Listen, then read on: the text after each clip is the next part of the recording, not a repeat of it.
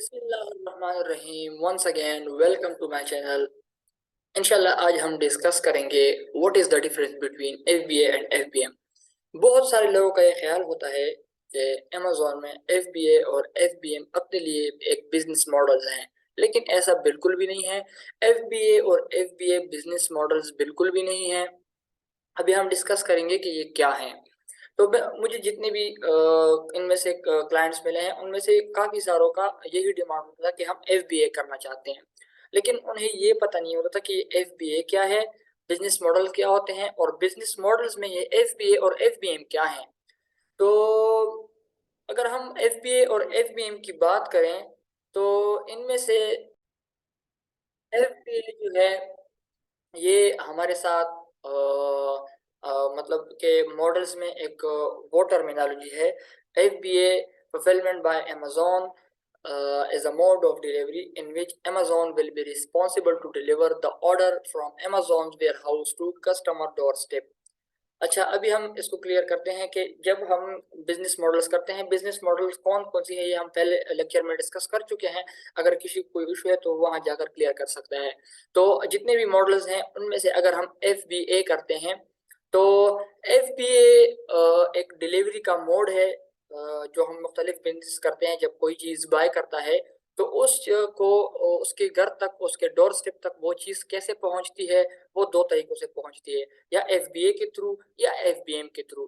ठीक है ना। अभी अगर हम एफबीए करते हैं तो उसमें से क्या होता है, एफबीए हमारे लिए अमेजोन की तरफ से एक सर्विस है, डिलीवरी सर्विस, जो कि जब हम ऑर्डर आता है तो ऑटोमेटिकली अमेजोन उसे वो ऑर्डर पहुंचा डिलीवर कर देता है। तो जब हम एफबीए करते हैं तो जिस तरह ही हमें ऑर्डर आता है तो अमेजोन इस चीज़ का रिस्पॉन्सिबल होता है कि उस कस्टमर को ऑर्डर कैसे पहुंचाना है, किस वक्त तक पहुंचाना है, ये सारी जिम्मेदारी अमेजोन की होती है। और बेसिकली जब हम एफबीए करते हैं तो हमारा जितनी भी हमारी इन्वेंट्री होती है उसका अमेजोन वेयर हाउस में होना मस्ट होता है। ठीक है ना। हमारी इन्वेंट्री अमेजोन वेयर हाउस में मस्ट होगी, उसके बाद हम मतलब एफबीए कर पाएंगे।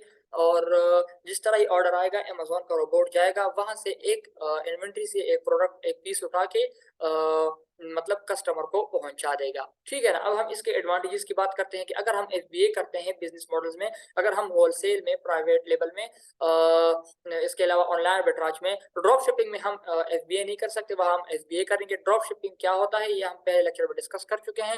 ड्रॉप शिपिंग में हम अलबत्ता एफबीए नहीं कर सकते, बाकी हम तीनों मॉडल्स में एफबीए कर सकते हैं। तो अभी अगर हम एफबीए करते हैं तो इसके एडवांटेजेस क्या हैं। कौन से मॉडल के भी हों वो कोई फर्क नहीं पड़ता।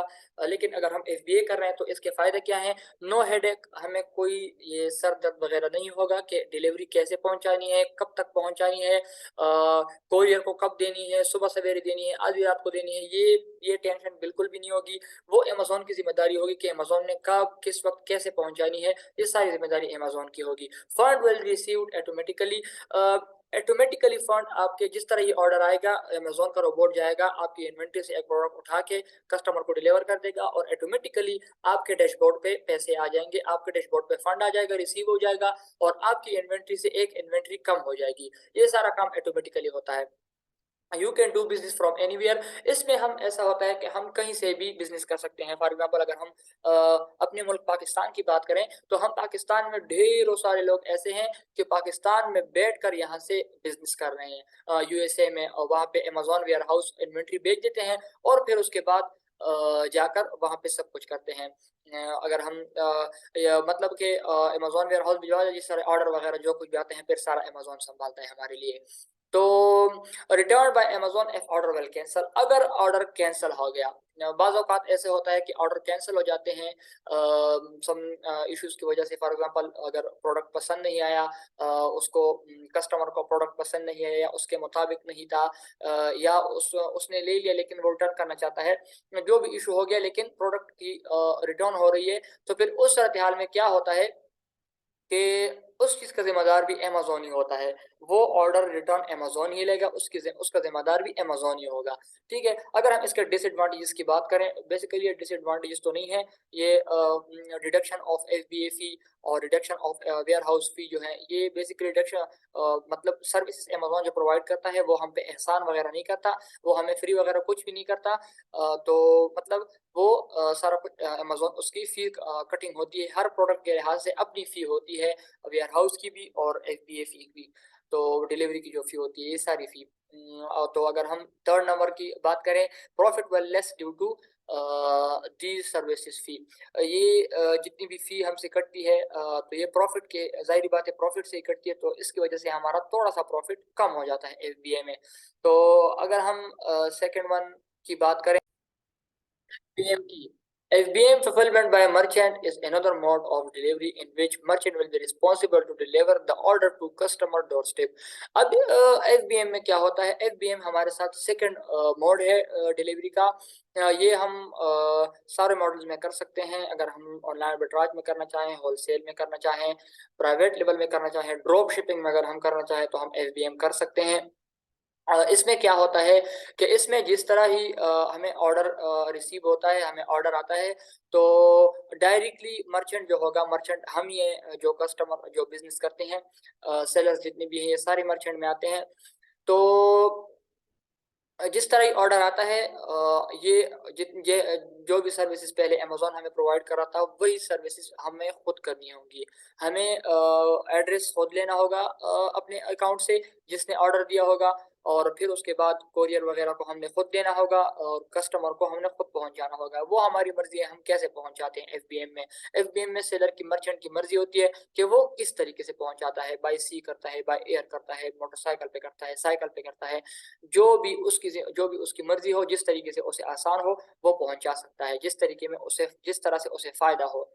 तो जिस तरह ही ऑर्डर आता है, एफबीए में ये होता था कि अमेज़न ऑटोमेटिकली हमारे अकाउंट से एड्रेस ले लेता था और उसे कस्टमर को डिलीवर कर देता। इसमें ये सब कुछ हमें खुद करना होता है। तो इसके अगर हम एडवांटेजेस की बात करें, तो इसमें फर्स्ट एडवांटेज है नो डिडक्शन ऑफ एफबीएम। भी जाहिर बात है, अगर हम एफबीएम कर रहे हैं, ये सारी जितनी भी सर्विसेज वगैरह हैं, ये हम खुद ही प्रोवाइड कर रहे हैं कस्टमर को, तो इसकी फी हमसे कटिंग नहीं होगी। ये तो सिंपल सी बात है। No deduction of warehouse fee, आगे जाहिर बात है। लेकिन देखिए, ये पॉइंट समझने वाला पॉइंट है कि जब हम एफबीएम करेंगे तो हमारी इन्वेंट्री अमेज़न वेयरहाउस के बजाय किसी और जगह पड़ी होगी। बाहर वेयरहाउस भी आप उसके लिए देख सकते हैं। फॉर एग्जांपल, वहाँ पे बहुत सारे लोग हैं, वो जो वहाँ पे रहते हैं यूएस में, यूके में, कनाडा वगैरह में रहते हैं, वो उनका ये मानना होता है, वो ये चाहते हैं कि अगर हम यहाँ पे एफबीएम करें तो इन्वेंट्री हम अपने घर में रख लेंगे, हमारे पास एक रूम एक्स्ट्रा है, या फॉर एग्जांपल हमारे पास एक स्टोर एक्स्ट्रा है, वहाँ पे हम अपनी इन्वेंट्री रख सकते हैं। और ये एफबीए जितनी फीस वगैरह है, ये हम अपने ही घर में अपने लिए सेव करते हैं। तो फिर वो लोग ऐसा कर लेते हैं कि वो लोग एफबीएम करते हैं, ये डिलीवरी वगैरह जो भी है ये खुद कर लेते हैं, और फीस वगैरह उसके प्रॉफिट में जो है वो इजाफा हो जाता है। अगर हम थर्ड स्टेप की, थर्ड जो एडवांटेज है इसकी हम बात करें, तो वहाँ पे यहाँ एफबीएम में वगैरह फीस वगैरह जितनी भी होती हैं, ये वेयर हाउस की फीस रिडक्शन, ये सारा हमारा प्रॉफिट बन जाती है। जो थर्ड हमारा स्टेप है, profit will high as compare to FBA. इसी वजह से एफबीए के मुताबिक हमारा ये एफबीएम जो है ये ज्यादा प्रॉफिटेबल होता है। अगर हम इसके डिसएडवांटेजेस की बात करें, ये डिसएडवांटेजेस तो नहीं है, लेकिन जिम्मेदारियां एक हम कह सकते हैं इसे कि हेड ऑफ डिलीवरी, डिलीवरी का हेड हमें होगा। जिस तरह हमें ऑर्डर आया, हमारी यही कोशिश होगी कि हम टाइम पे अपनी डिलीवरी पहुंचाएं, ताकि हमारी अकाउंट की हेल्थ खराब ना हो। अगर अकाउंट की हेल्थ खराब हो गई, फिर बाय बुक्स विनिंग में हमें मसला होगा। बाय बुक्स क्या है, बाय बुक्स हम कैसे विन करेंगे, इंशाल्लाह नेक्स्ट लेक्चर में हम ये भी जानेंगे आने वाले लेक्चर्स में। तो फिलहाल इतना ही जान लें कि हेल्थ अकाउंट की ख़राब होगी, जिसकी वजह से हमें काफ़ी नुकसान हो सकता है। तो fund will receive after some days. इसमें ये होता है कि आपको डायरेक्ट फंड रिसीव नहीं होता, after some days minimum 1 week लग जाता है इसमें आपको फंड रिसीव होने में, क्योंकि कभी कभार डिलीवरी 20 डेज, 25 डेज, 30 डेज भी लग जाते हैं, 2 मंथ्स तक भी लग जाते हैं कभी कभी डिलीवरी में। तो आपको एकदम फंड रिसीव नहीं होती, इतनी लेट भी नहीं होती, लेकिन इतनी जल्दी भी नहीं होती कि आपको डायरेक्ट रिसीव हो जाए। तो you can't do business from anywhere, ये तो जाहिर बात है। जब हमने कहा कि इन्वेंट्री जो होगी वो अमेज़न वेयर हाउस में नहीं होगी, वहाँ से बाहर होगी अपने घर में या किसी बाहर वेयर हाउस में। अगर आप वहाँ पे रहते हैं तो आपके लिए एफबीएम करना आसान है। अगर आप फॉर एग्जांपल हम पाकिस्तान में रहते हैं और हम यूएस में एफबीएम करना चाहें तो हम अपनी इन्वेंट्री कहीं तो रखवाएंगे ना। अपनी इन्वेंट्री, हाँ, अगर हम ड्रॉप शिपिंग करना चाहते हैं तो हमें इन्वेंट्री रखने की कोई ज़रूरत नहीं है। अगर हम प्राइवेट लेवल करते हैं या होलसेल करते हैं, ऑनलाइन आर्बिट्राज करते हैं, तो इनमें एफबीएम हमारे लिए मुश्किल हो सकता है, क्योंकि हम इन्वेंट्री कहीं तो रखवाएंगे और उसकी फ़ी वगैरह हमसे वहाँ भी कटेगी और सब कुछ कटिंग वगैरह जो होगी, ज़ाहिर बात है हम इसके लिए सर्विस के लिए किसी को हायर करेंगे, वो भी हमसे चार्जेस लेगा। तो फिर इससे बेहतर है कि हम एफबीए करें। और इसमें है return bye merchant if order will cancel. अगर ऑर्डर कैंसिल हो गया तो ये जिम्मेदारी भी मर्चेंट की ही होगी। मर्चेंट ही इस चीज़ का जिम्मेदार होगा कि वो ऑर्डर वहां से खुद ही रिसीव करे। तो ये कुछ बेसिक कॉन्सेप्ट्स थी हमें हमारी एफबीए और एफबीएम के हवाले से, कि एफबीए क्या है और एफबीएम क्या है। इंशाल्लाह आप लोगों को समझ आ गई होगी। अगर किसी को कोई क्वेश्चन है तो वो कमेंट बॉक्स में पूछ सकते हैं। आज के लिए इतना ही काफ़ी था। अगर वीडियो पसंद आई तो प्लीज़ सब्सक्राइब करें, लाइक करें और कमेंट करें, अप्रिशिएट करें। इंशाल्लाह हमारे साथ ही रहेगा। हम एक पूरा कोर्स सेशन हमारा जो है वो स्टार्ट हो चुका है। हम step by step her cheese clear करते जाएंगे। हमें इजाज़त दें। अस्सलाम वालेकुम, अल्लाह हाफिज़।